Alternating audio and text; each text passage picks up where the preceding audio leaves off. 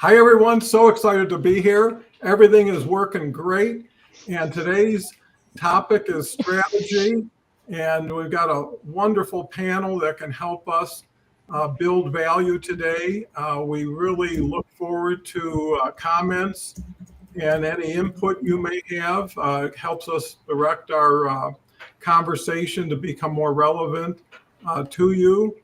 Even if it's just saying hello, sharing where you're from, that's all good too.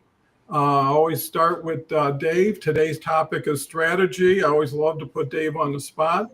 So, Dave, let's hear what's new and exciting in your world. And This time I came prepared.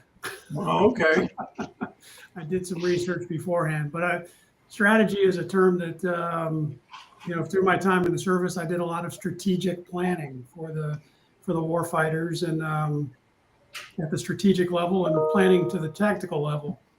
But the strategy essentially is just a plan of action. It's anything that you have that says, I want to get from point A to point B and how you're going to get there. But too many people go, I just want to get there, and they don't think about how. They don't think about why. So you have to have a meaning, a purpose behind what it is you're trying to accomplish, not just for the sake of having a strategy for strategy's sake. And it brought me to thinking of Sun Tzu, or Sun Tzu, I guess is the proper way to say it. I don't know, Charles can correct me. Sun Tzu, I think you had that correct the first time. Okay. Strategy without tactics is the slowest route to victory. Tactics without strategy is the noise before defeat. So you have to have a little bit of both. Mm-hmm. You have to know where you're going, how you're going to get there. Well, I think you did some good homework and it's paid off. I could hear the crowd already without even seeing them. So we'll move to the top of the screen. Charles, what's your initial thoughts? Well, I love the whole conversation about strategy. And when in my formal education, strategic management and strategic planning was an area that really, really fascinated me because it's logical, it's thoughtful, and the best tactics can save even the worst strategy. And the best way to predict the future is to create it. And the way you create, which is what Peter Drucker said, and you create the future through good strategies. So I'm excited about the conversation ahead of us in the next hour. Well, you really set the stage, Charles. With that, we'll move right to Jason. Good morning, everybody. And just to put a little humor in it, they say that if your financial strategy is to win the lottery, you better think again. So, we might think we have a strategy, but you want to be honest with yourself, open yourself, Charles, analytical, being very structured, very logical. Taking those step by steps is very important when you build a strategy, and not just throw the spaghetti against the wall, as they say. That doesn't really work in real life. So I'm interested to see where this conversation goes today. Well, we're going to move right to Catherine, and she's going to make that all happen for us. Well, it's interesting because life is so fabulous, right? And life deserves a strategy, because when we don't have a purpose, when we don't have our eye on our own prize, how are you going to get there, right? You can strategize to give your life away, or you can strategize to really serve yourself, so then you can actually serve other people as well. Well, that's wonderful. And look who we have. We've got Harvey from England with us. It's been a while since Harvey's been a guest on the show, but I was a guest on Harvey's show, so everything tends to be reciprocal. And Harvey's one of the proudest people I have worked with, and the success he has developed. And in a sense, I brought strategy as the word of the day. So Harvey, it's been a while. It has. It has. How are you all? It's lovely to see you all. What a full screen of wonderful people. Isn't that fun? Absolutely. And we're from all over the globe as well. We've got Charles as well. So good to see you there, Charles. All the way from Hong Kong. But yes, it's lovely to be back. It's lovely to be back. This is where my live streaming journey started on the Hour of Empower. This is the origin story of why I wear a hat, because Don wears a hat. I just copied it. But look, it's fantastic to be back. And I'm really looking forward to chatting and listening and learning from everybody here. So it's an honor to be here. Well, it's an honor to have you, Harvey. And I only see bigger and better things going forward with what you've been able to do. Very impressive. I got a couple comments, and then we'll move back around the circle. Welcome. Please tell us where you're watching from. Good suggestion. Dave says strategy without tactics is the slowest route to victory. Tactics without strategy is noise before defeat. We've got a new person I haven't recognized, Joshua Lawson, with a couple emojis. Thank you so much for being here. I'd love to hear any thoughts and comments you might have. Charles comes back with welcome. Please tell us where you're from and watching. We doubled on that. And with that, we'll move to Dave. Oh, okay. Well, back to me again. That was fast. But I think I need to start with a word that we've said a couple of times. I started with, and Catherine said it as well. Is why are you doing what you're doing? Simon Sinek's why. What is your purpose? If you don't have a meaning, a reason behind, so start with your strategy with understanding what it is you want to accomplish. Is that a college degree? To what end? Is that a business adventure that you want to pursue? Do I want to get into franchising? To what end? In Harvey's world. Okay, well that's a good plan, but what's the purpose and what's the ultimate goal of it? Have it written down, and then you start to look at, well, what are the tactics I'm going to use to get there? And we talked about this many moons ago with Harvey, Don, and me at least. Having a strategy is the starting point for any plan. Yeah, for sure. I mean, without a strategy, you're just a feather in the wind, and that can be a little bit hard to land properly. Charles. Yeah, absolutely. I want to build on what David said, because in strategic management, when you're answering that Simon Sinek question, what's your why, you're basically getting down to the heart of an organization's vision, mission, and their values. And when you start looking at vision, mission, and values, then you're answering the question of what is the context in which the organization exists, or if we're talking about a person answering their personal why, what is my life passion, what's my life vision all about, it's the context in which they exist. And when you look at those contexts, you have to also take into consideration what assumptions you're making that might limit your possibilities, and what do we need to do to succeed before we decide what to do. So what's it going to take? So a big thing that organizations do, and it's helpful for individuals to do this as well, in traditional strategic management and strategic planning, I think it would be called a SWOT analysis, but now there's lots of different types of SWOT analysis that's available. A lot of the current versions of SWOT take into consideration the environment, for example, sustainability, and geopolitical aspects, which SWOT traditionally did, but the larger, the most recent types of analysis really drills down into those specific sectors of figuring out the context that the organization or the individual is living in, and making sure that all those aspects are informing the creation of the vision and the passion that the organization or an individual might be setting for themselves. Wow, that's a lot of stuff in a short amount of time. Yeah. So it'll probably take us a little time to digest it, but I know it's all valuable. Joshua comes back with North Carolina, USA. And based on that, I'll move to the next comment from Leslie Flowers, who is from North Carolina. Actually, maybe you guys know each other, our neighbors. This looks like old home week with all 6 spots filled by people I love and admire. Well, you're one of the most loved people on LinkedIn, Leslie. And I know talking with Harvey in the past, he attributes a lot of his success to a couple of your suggestions. So you happen to ripple through so many of our live streams, and that's part of the strategy, is being collective. And look who we have. We've got Carl Dakin, another favorite on LinkedIn. What's interesting, between Leslie, Carl, and all the people on the screen, you're part of the 50 Club, which means you've probably been on 50 shows with me individually. And one of my strategies was have 6 or 7 people possibly on one show instead of 7 shows with one person. And that can bring a lot more value. I think that the really key audience is on the stage as far as who produces the value, and that creates value for those people watching. So thank you, Carl. Always a pleasure. Carl has his own show that I would advocate, as well as Leslie, who does Think and Grow Rich on Fridays.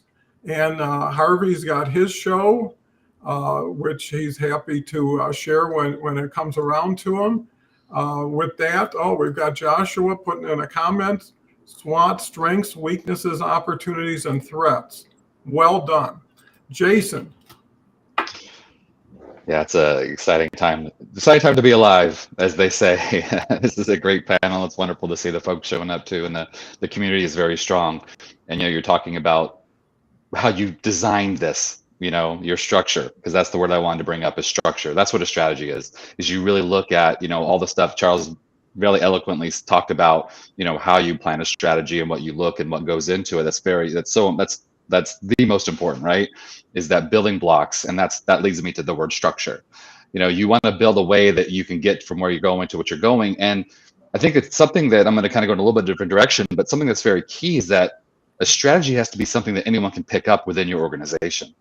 We have our personal strategies, and maybe we'll get into that later just because of my background and what I do and what that looks like, because it's different than like business strategies. But in a business, if you don't have a strategy that anyone can just pick up the book, so to speak, and look at it and know where they want to go, if you have a different division, a different shift, everyone has to be under that same umbrella and know how they're going to plan to get there. That's the important thing about a strategy, is that anyone can look at it and go, oh, this is where we're going. This is how we're going to get there. And then if it doesn't work, come back together as a bigger group and say, wait a minute, this strategy is not working for us. How can we tweak it and adjust it? Because that's one of the more important things about a strategy, is not just having it, but make sure it's fluid and not just giving up if it doesn't work. But when you see, no, this strategy is not working, now let's change. Sometimes in business and in our lives, we double down. I'm going to make this work. If I grip it harder, it's going to make it happen. And it's like, well, let's be honest with ourselves. Let's step back and let's adjust when needed. So you plan it, you build the structure, and then as you start rolling it out, then you have to be flexible in its execution. Great points. Catherine? Well, Jason, I'm really glad that you brought up the words fluidity and flexibility, because I had jotted down, like a sailing analogy, right? Yeah. And that leads me to thinking that part of the strategy of getting from point A to point B on a sailboat is, okay, who's your crew, right? Who are you traveling with, right? You need people that are knowledgeable, because as you know, you're going to have to tack. You're going to have to be fluid. You're going to have to deal with all of the elements that come along. And I think that is important to keep in mind, whether you're out on the ocean or not, because things do come up, and rigidity can cause you to fail. Absolutely. Harvey? Yes, some amazing things that have been said. Ooh, my carpet has just rucked up on my legs there. It's all right. I've got to say, Catherine, I love your background. That screen is amazing. That's beautiful. It reminds me of you were talking about sailing. It reminds me of something that would be an old ship of some sort. Really like that. My wife would like that. But look, I think some fantastic points have been made.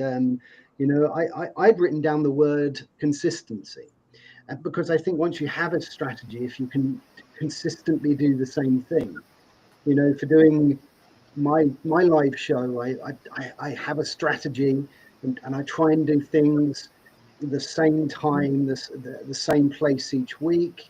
I learned from Don, there's no doubt about it. And when Don first started doing this, every day, my time, 4:00, there was Don doing his show, and it was the most consistent thing I'd ever seen. And to keep turning up, to keep showing up is such an important part of a strategy.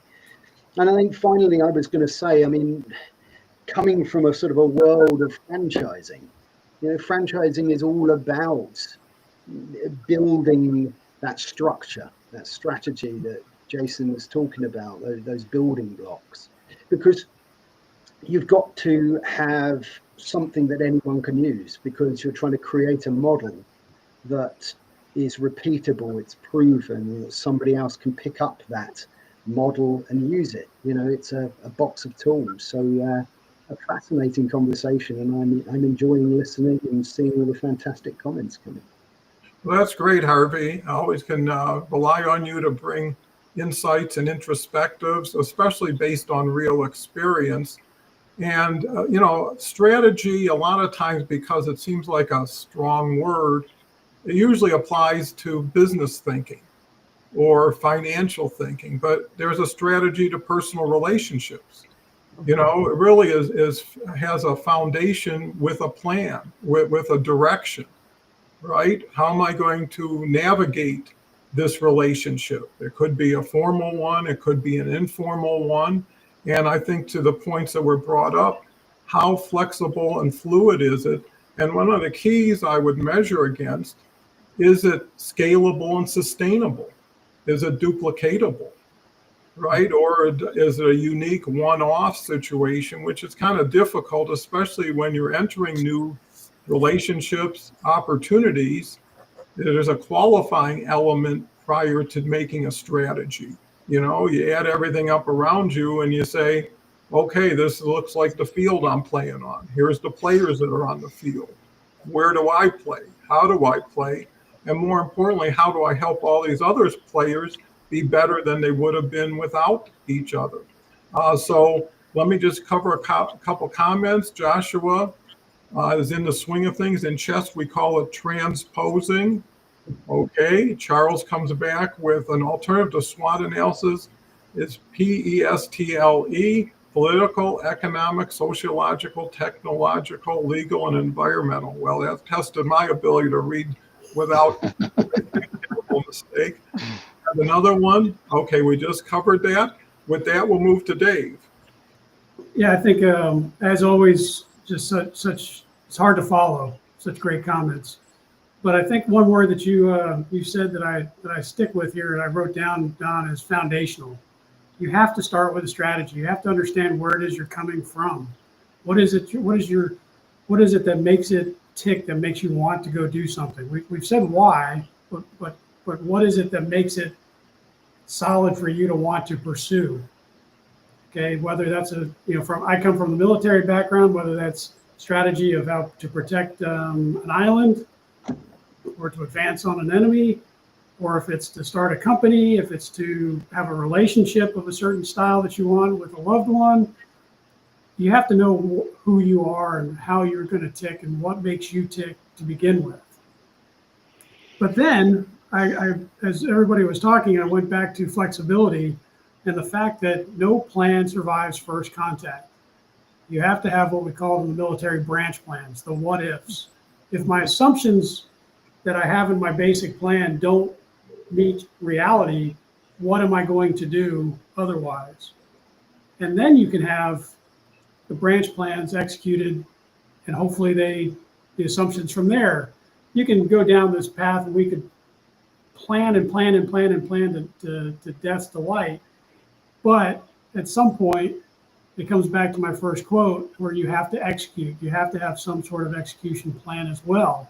Strategy is great, but without a tactic to execute, it's just fluff. Yeah, and I like that point, is that one strategy is usually based on different strategies that are necessary for it to be supported. So there is a lot more synchronization at times and double checking to make sure you're running smooth and straight and narrow. Charles.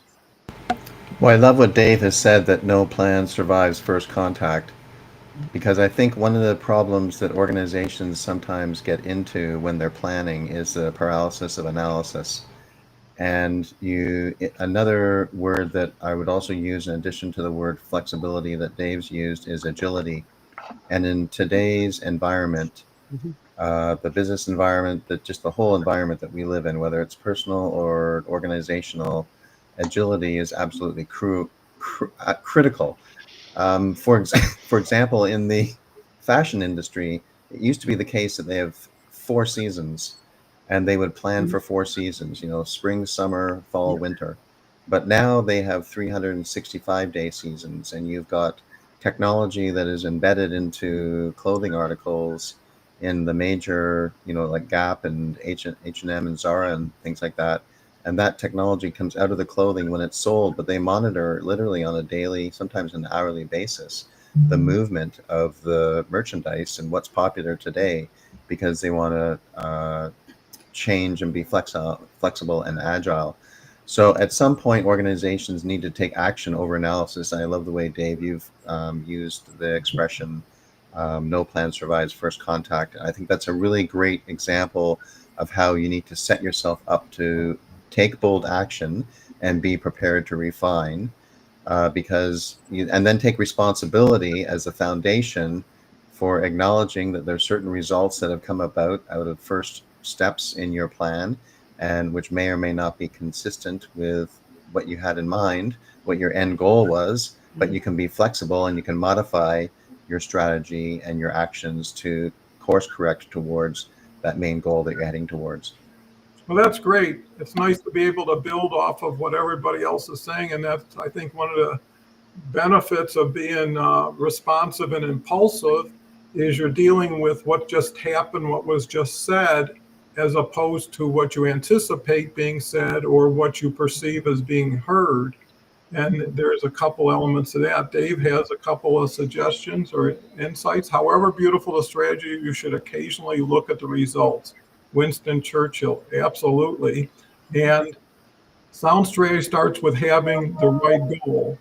And I also think there's something to having an ethical strategy and an honest strategy that favors everybody else involved. Why not generate a win-win strategy where it's not just you coming out on top, but you and everybody else, and being further ahead than you would have maybe by yourself? Jason?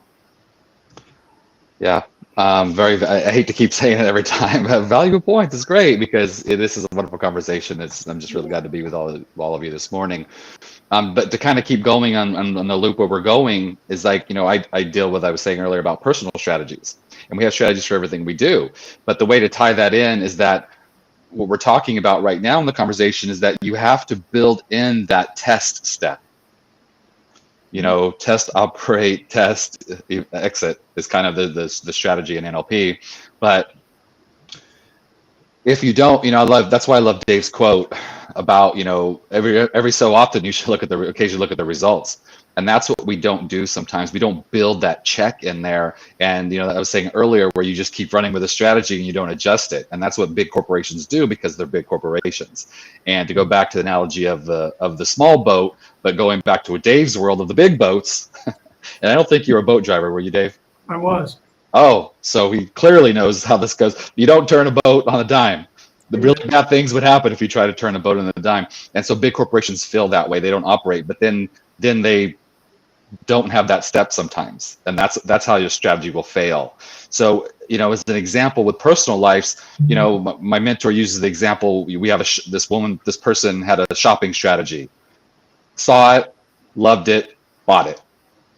Well, she had way too much, and this was an actual client he worked with. She had way too much stuff. She was the return queen of Honolulu, is how he referred to her and how she referred to herself, because she just bought whatever she just felt that she liked, and then she returned it later. And then that brings its own issues.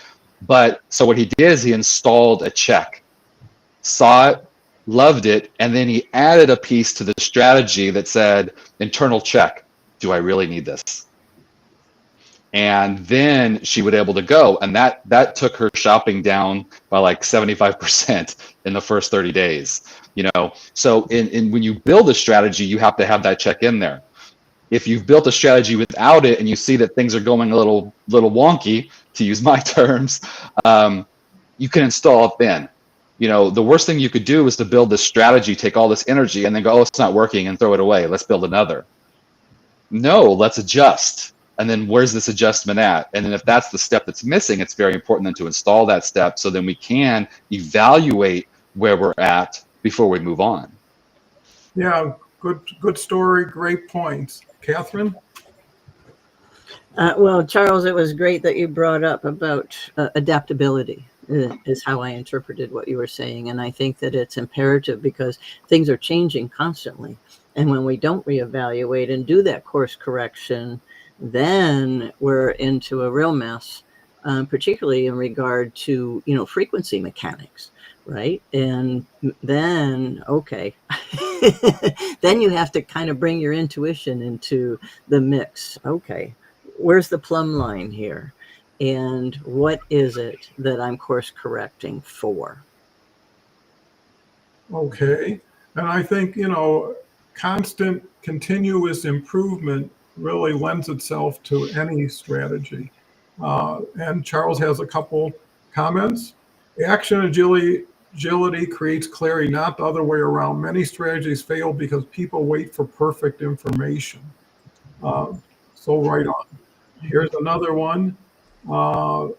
Okay, same as that one. So Harvey. Yeah, I wanted to pick up on what Charles just said there, actually, because I think that by doing something, actually, I think the one before that, but it's fine. But the thing for me is actually getting on and doing something rather than we can spend a long time looking at a strategy. I remember before I was doing the shows, I had this spider diagram. I kept drawing it out, who would be a guest, what would we talk about, which direction should we go, would people like it, I kept doing it for weeks and weeks and weeks. And in the end, I just picked a date and did it, right? And then started to learn as I was doing it and making these course changes as I was going. So I think sometimes just doing it is a brave and bold move, but for the right people in the right circumstances, it can work quite well. I've definitely learned more about how to do not just these live streams, but I've learned more about what to do while doing it than trying to plan what I think it might be. And I think the other thing that I really wanted to add, if anybody was looking at this and thinking about strategies, because we've mentioned the lovely Leslie Flowers, who is here or was here, and Don, you mentioned the fact that she helped me, and she really did, and I want to share what and how she helped, because it could be an important part of somebody else's strategy, as it was for me. And it was a really, really simple kind of missing piece of the jigsaw. I've always been somebody. Hello, my wife. I've always been somebody who has 100 ideas on the go at the same time. And what would happen is I would never achieve any of them. I would get some way in achieving them, but I'd never really get to the end. Right? And these two words that Leslie taught me from that book, Think and Grow Rich, was definite purpose. And those are the two words that I want to share, right? Because when I took down the 20 goals that were on my board over there and put one on there, right? Just one goal. That was all I was thinking about. And I didn't have to change anything else apart from just singling it out for me to that one goal. And it was meant to be a 3-month goal. It did take a year. But until I achieved it, I wouldn't take it off the list.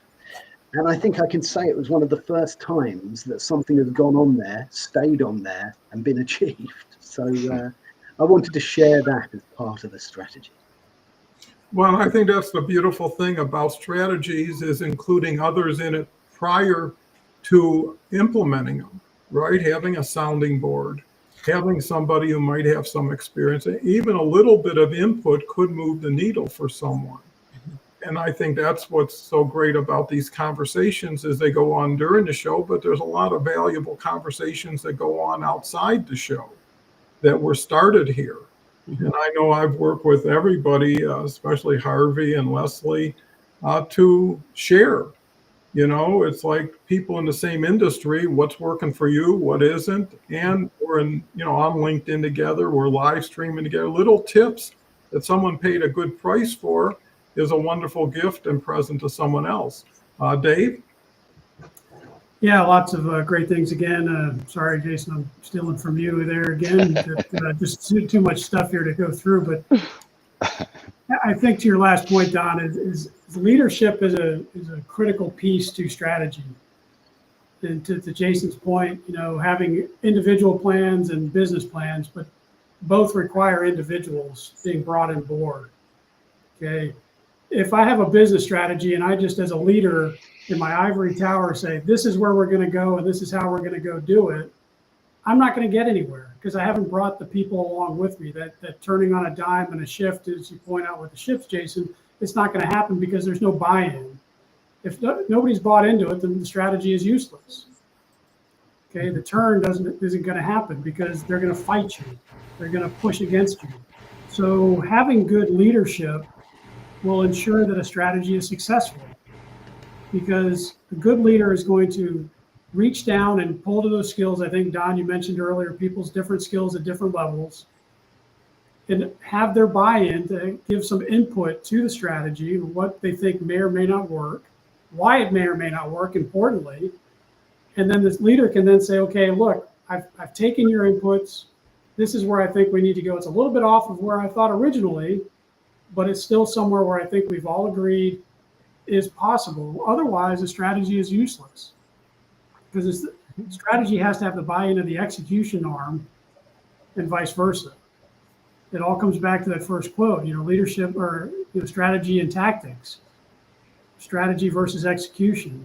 If I don't have buy-in, then there's too many times that I've seen leadership, what I call ivory tower leadership, where guys, I had a 4-star admiral who it took 3 or 4 levels of leadership to get to him just within his office, not from within the building, just in his 4th floor office. Well, if I can't get to him and have input, then anything I say is just going to be taken as, it's not going to mean anything. Then why would I want to execute his plan? It's a two-way street. Absolutely. And strategy in a vacuum is a really difficult strategy to maintain. So, with that, moving right on to Charles. Yeah, I love that you've brought in leadership, Dave, and I was actually going to do the same thing, but you've actually touched on exactly the points that I was going to cover. So I would just add a couple of questions into what you've suggested for people to reflect on. Are they being the type of leader who reacts to problems, or are they being the type of leader who creates new opportunities and new possibilities and listens to people within the organization, is agile and open to that feedback when you do encounter problems? Are you being a leader that's leading from fear of failure or competition, even internal competition, or from commitment to the inspiring future, the why that you've identified in your strategy that you want to go after? And these are really important aspects for leadership. The other thing I want to add in here is a little bit of neuroscience to what Harvey has said. So neuroscience would say, Harvey, and to others listening, that it's not a good idea to keep more than 1 to 3 goals in front of the brain, because the brain has limitations on its ability to focus attention and resources on tasks and on goals. And if you keep 1, 2, or 3 goals in front of you, that's the most effective level of attention for the brain. And in some cases, it's 1 goal, as you've shared, Harvey, but the brain's not designed for efficient multitasking. And it switches between tasks, and there's a switching cost when it switches between tasks, which reduces the overall efficiency of the brain. It causes us to get tired faster. So the brain has limited attentional capacity. There's switching costs. And that's why it's great to have a bucket list with pages and pages of the things you want to accomplish in your life. But if you're actually looking at what's in front of you for the week, for the month, or for the year, focus on those 1, 2, 3 goals. And Harvey, your share was a great example of that. Well, great compliment to Harvey's share. Thank you, Charles. We've got Dean LeBay here. Dean's an old friend from a long way back and has an incredible story himself. And that's the beauty of LinkedIn, is you get to hear other people's stories and learn from them. And just someone's story is a strategy for other people, and hopefully an inspiration also. Joshua comes here, reminds me of Bobby Fischer. Although he spent years studying openings, he was a strong advocate for focusing on the puzzles in the middle game. He believed once you understand actual strategy instead of openings, a player can get a lot better, much faster. Dave comes back with strategy without execution is hallucination, Thomas Edison. And he's a gentleman that at one point had more patents than anybody else in the world. But it wasn't because of him. It was his ability to put together the right team of players and give them the right environment to succeed in. A new person, Patrick, one goal enhances creativity, focus unlimited. And I think everybody's starting to agree that intensity of focus and purpose and performance get the job done, right? When you're starting to make bets all around, even the payoffs are small, as opposed to just placing one big bet and bringing it home somehow. Here we go with when people are over-focused on opening, or in this case, how to start their goal in business, they will lose the ultimate strategic agility required to win the ends desired. Mm-hmm. Charles just reiterates what he had just mentioned about this brain switching from area to area. And also a new one, prioritizing a small number of goals allows for better allocation of cognitive resources, leading to increased focus, improved performance, and reduced stress. And I think stress reduction should be a fundamental element of it. With that said, I believe it's Jason. Not much of a strategy, but a belief.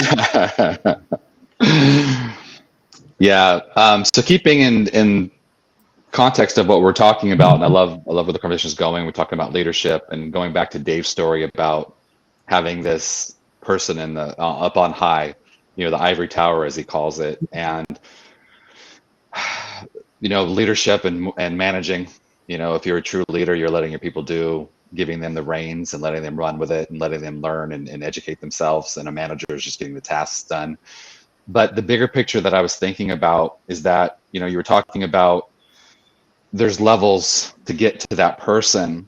And, the challenge with leadership is that if you have one person being the holder of the key for all strategies, that doesn't work well.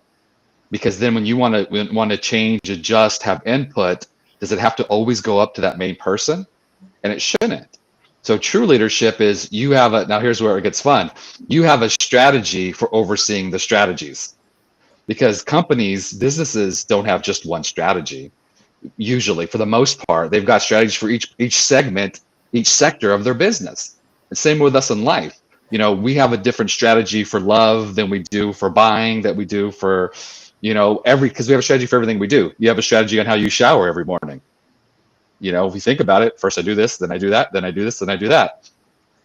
But the reality, to go back to Dave's story, is that, if you are the top of that, you oversee the strategy that oversees the other strategies, and then you allow other people to work on those other ones, because if you don't, you're quickly going to have a quagmire where everything just gets stopped and nothing's going to happen. Oh, wait a minute. We have to wait to ask the manager when we should open the doors. If we open at 9 a.m., just open the damn doors, right? But you have some people that are like, no, I'll tell you when to open the doors. And it's like, okay, well, we have people waiting outside, to kind of switch metaphors there, of the business. But, Don, when you had your businesses, I almost guarantee that anyone could have opened the doors to get your customers inside. They didn't have to wait for you to show up and give the golden pass to open it. And that's what can happen with these strategies that get too many under the umbrella of one person. And I kind of lost it there at the end. But the reality is that you have to let those that do. Yeah, and I think there's a balance with everything as far as control and being able to outsource, and also being able to understand conditions and situations dictate activity, not something that was formalized, makes a lot of sense, but doesn't apply in execution. Patrick says, Gestalt, wow, what are your thoughts about strategy stacking? Good point. Catherine? Well, let's see. We can talk about strategy stacking, which is interesting because I think it comes along with the focus and the ability to accomplish a goal, right? And when you were talking, Harvey, when you were talking about one goal, one definite purpose, I wrote down RAS, which is the reticular activating system, right? And this goes along with what Charles is talking about. And when the reticular activating system is part of your brainstem, and a very, very simplified explanation of that, I think of it as a synthesizer. What I'm thinking about, the RAS, is helping me to look for, right? And because that's what I'm looking for, that's the information that's coming back in. So we get into this, our perspective, right? Because that's the loop we're in, right? And so when we are going from task to task to task that are not connected with focusing and contributing to that definite purpose, it's a bit of a failure. It's like the scarecrow at the intersection, right? We've got split energy and we're not going anywhere. And I think that that's important to keep in mind, that old saying that what you focus on is what you get. And I think it's important to do that. And I think that it is something that you can use in strategy stacking. I think you also have to be flexible in your stacking, because what you think you're initially stacking, you may come upon information and an outcome that changes the whole scenario, because what you thought was going to be successful was not. And so I think that adaptability, getting back to that, is huge.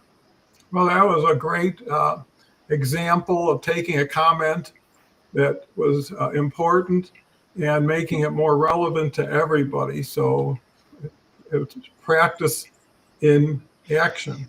Harvey. Yes, it's been really interesting looking at Patrick's comments coming in. I've just been looking at his profile actually as well, and there's a big picture of a gorilla on it, so that's very interesting as to why that's there. But fascinating. I love all the perspectives. I love when a community comes together and discusses these things, and I love the way these conversations go, and we never know quite which way they're going to go. Strategy stacking wasn't even something I'd heard of before Patrick stacked that in front of me. So I love it. But look, one of the things that I was going to pick up, and it was a while ago that we said that, but it was about sharing things, and I guess seeking expert advice when you're putting together a strategy. I think sometimes, and Catherine was talking there about, these things coming from our brain, from this one source. Right, and then they're coming out, and we're thinking about this strategy. But I think if you can have more of an attitude of being a sponge and kind of soaking it up and letting that strategy come from several sources and get those different perspectives, I think that's really important. It does make me think of the story in Think and Grow Rich, 3 Feet from Gold story. And I don't know if you're aware or remember that story. The gold prospector found a line of gold, and everything was going well. They were taking the gold out of the ground, and then the line of gold stopped, and they carried on digging a bit, and it wasn't there. So they scrapped their equipment.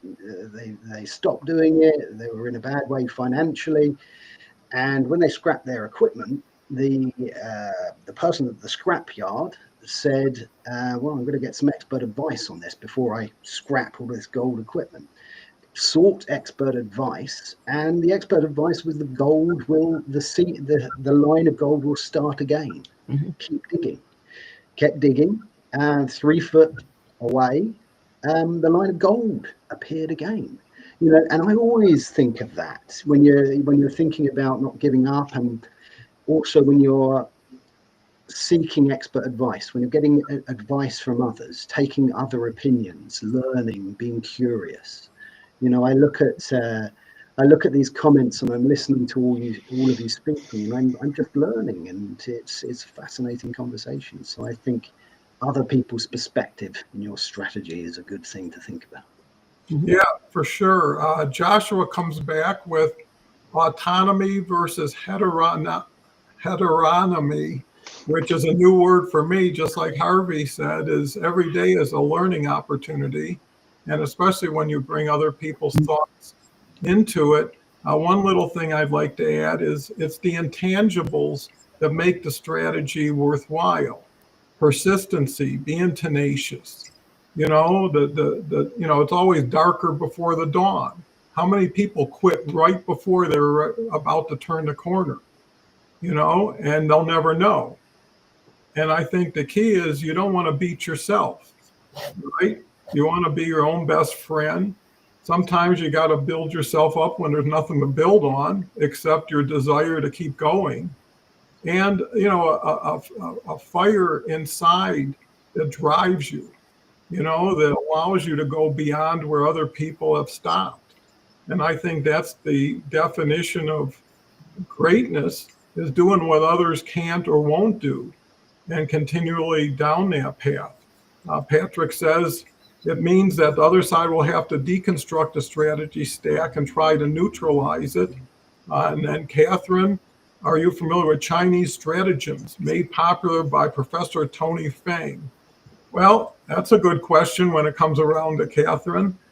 But these are very, very interesting comments, and I appreciate them all. Dave. Well, where to go from there? Harvey, I really appreciate that story because, as Don pointed out, it made me think about who's giving up just when the storm, you know, when the darkest before the dawn. And so many times that we think about quitting, when if we just asked a couple extra people for some advice, we might get where we need to be. And I think, you know, back to my ivory tower leadership strategy and getting buy-in, having people provide, having a network of good support is critical to having a good strategy. Because while I'm not in the franchise business, I've learned a lot from Harvey on how he's pursued his strategy. Don has helped me out a lot. You know, talking to Jason about neuro-linguistic programming. Excuse me, that was a mouthful with the sore throat. I wouldn't have understood those things, but if I reach out and I start to learn from others, then that will help me get where I need to be. And I as we've been talking here, it always goes back to, you know, execution for me. But George Patton's quote comes to mind again: a good plan violently executed now is better than a perfect plan executed next week. I don't want us to get into analysis paralysis of just, I've got to build a strategy and get a perfect plan without having an absolute great plan without having some way of executing it.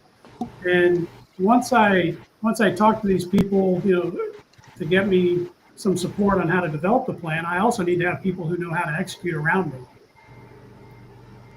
Yeah, and I think that's a more comprehensive approach and maybe a more longer sustaining way of doing things, because you always have a little more courage and confidence when you've got a group, when you've got a team.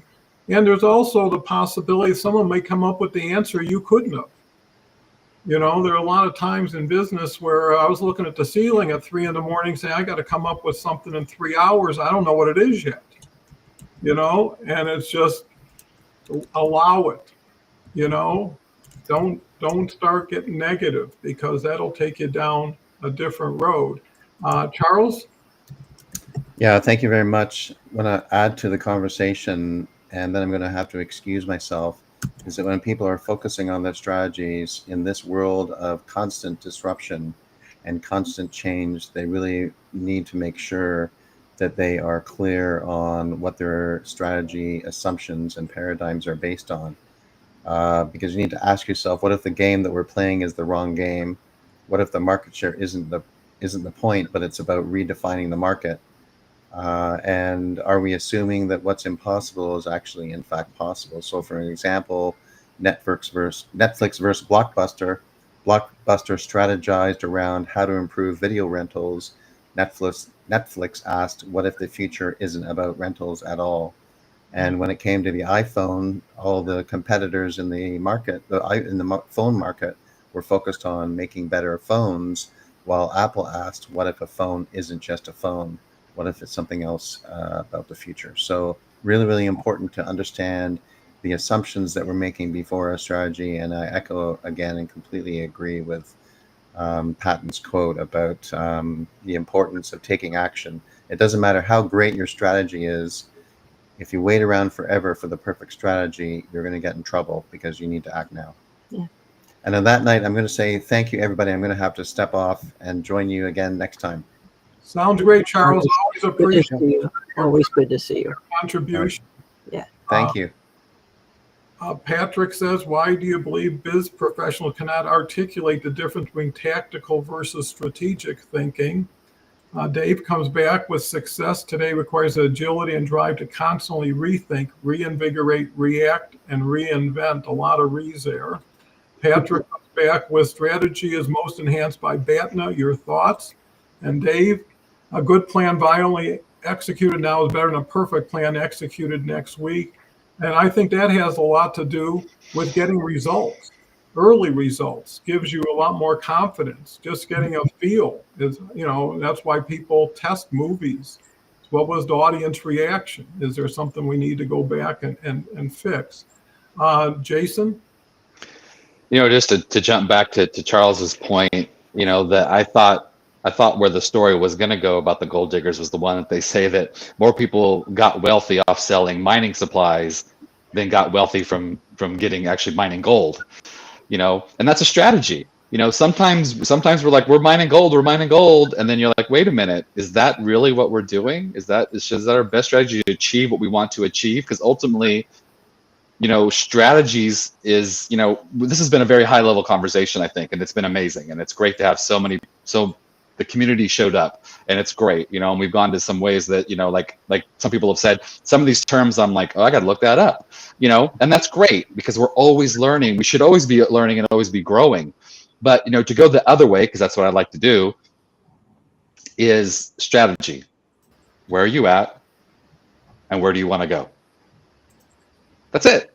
And then you build a strategy from there. Real quick story, when I was in the Marine Corps, I worked on jet engines. I was what's called turn qualified, which means as a 19-year-old kid, I was certified to get in and actually run the engines up, which doesn't sound like much, but I'll tell you, it was pretty damn exciting. But, I had to learn how to do it. And there was a strategy on how to fire up jet engines. And I had to know, you put on power, then you give air, and then you turn the fuel on, and you come around the horn, and you hit the igniters, and then you got to make sure you're stabilized, And so I had to ask myself, okay, where am I at? And where do I want to be? And that's what strategies are. And then within there is where the gold is, to go back to that. That's where the gold is with how you achieve that. And we all have that opportunity every day to look at how we're going to achieve what we want to achieve and what is it. Yeah, opportunities are endless. Catherine? Well, going back to Patrick's question about the Chinese stratagems, it made me think of The Art of War, and I actually looked it up, and so I am familiar, but what's interesting is that I'm going to go back and read that again because there's an awful lot of fabulous information in that. It also makes me think of, my martial arts training, and so much of it is working with the energy and working with what's coming at you, right? And so I think it's really important to keep that in mind. And when you were talking, Jason, it made me also think of how people start their day, right? You can have all of these strategies in mind, but if you're starting off your day like a whirling dervish, you're not focused on your own strategy, right? And I think it's so important to be connected to yourself, centered, and focused on what it is that you want before you even get out of the gate. Yeah, I think you make a great point, Catherine, is you've got to set yourself up for success. Yes. The days you wake up a little frustrated, a little angry, waking up late, in a rush, that's not going to help clear thinking. You know, that's going to lend itself to emotional acting out or reflecting, right? People can read people and they know when someone's in a good mood. They know when someone's not. The other big element is confidence. Strategy without confidence isn't that believable, you know, but, you know, they said Napoleon was equal to, they said he was the 10,000 man, which meant that when he showed up on the battlefield, he had as much value to his troops as 10,000 men showing up, right? Because they believed so much in him Yeah. that it was just do it, right? Nike was smart to pick that up. So moving on to Harvey. Yeah, absolutely. No, I mean, it's been really fascinating. I've connected with two different people that have been in the audience today that I wouldn't have connected to if I hadn't been here. You know, Patrick is definitely one of those people that I'm finding fascinating. You know, clearly a real expert and has added a lot of value to the conversation. So it's been really interesting. But this is possibly the last time that I'm going to talk, because I know we're about an hour, aren't we? What's the time, Don? What's the time? Oh, we have about 4 or 5 minutes. No, it's prop time. Do you remember? Oh, I'm sorry. Yeah, I seem to remember that a long time ago. This is what I used to do, so I thought I'd better bring it back. Anyway, look, I'm going to end with a prop, and what this is, I bought it at a little antiques fair. I don't know if you can see, but it's a compass, and it's also a sundial as well. And I think it rather nicely sums up about strategy. You know, when you've got your compass, it helps you direct which way you're going to go. You can keep checking your compass. You know, we said about, you know, keeping on checking on your strategy and adjusting your course to make sure you're heading the right way. You know, and it's got a sundial, you know, and that reminds me about the fact that it's timely when you start your strategy, and you should just start it. And as time passes by, you need to keep going along the road. So there you go. Think of a little compass. A great prop. I can always depend on Harvey to be multidimensional, not just with what he says, but what he shows.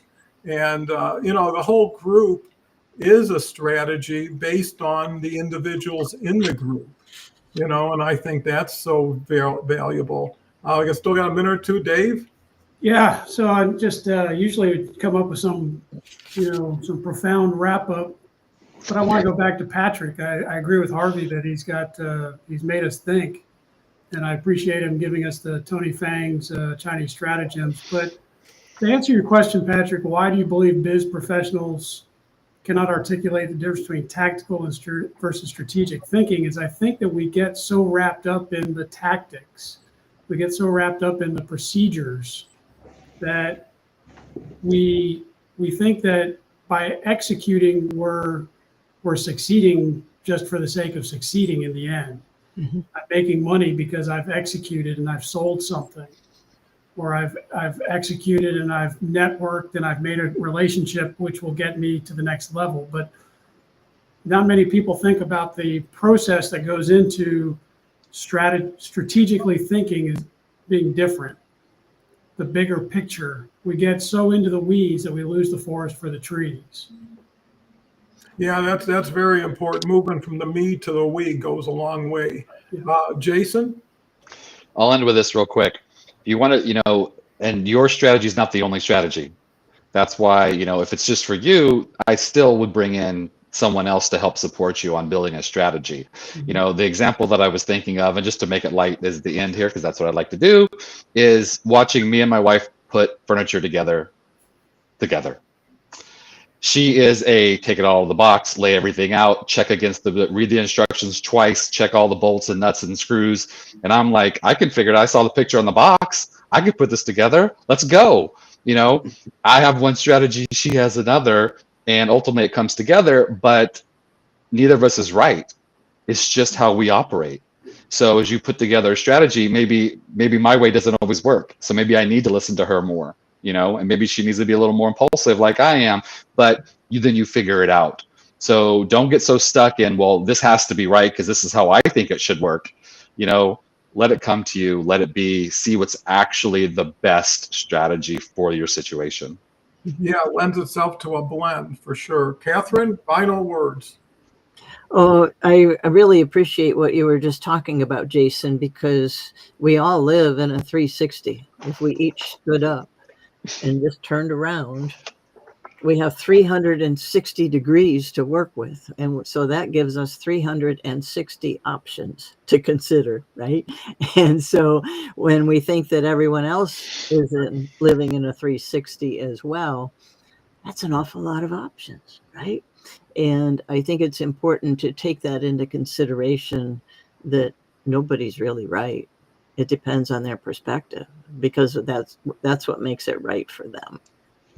Yeah, I think what that lends itself to is unlimited opportunities, but limited choices, right? You can't be a kid in a candy store all the time. That's Yeah. right. There's a point where you just got to pick what you can do, when you can do it, how you can do it, and grow from there. And I agree that the audience has been great, because the more you can include, the more you can test, right? Everybody's a genius until they got to take it out to the public, and all of a sudden rude awakenings can happen. And after a while, everybody's opinion starts to become your opinion, and doubt starts to creep in, or confidence. So with that said, I want to thank all these lovely people, Joshua, Patrick, Leslie, more than I could mention, and especially the group in front of us on the screen, who has just been fantastic, and being able to work and think on their toes, and do it with a positive appreciation and attitude for the support of others. So with that, want to wish everybody a wonderful week ahead. Come back in exactly 7 days, less 1 hour, and we'll do it all again. Take care. Bye for now. Thank you.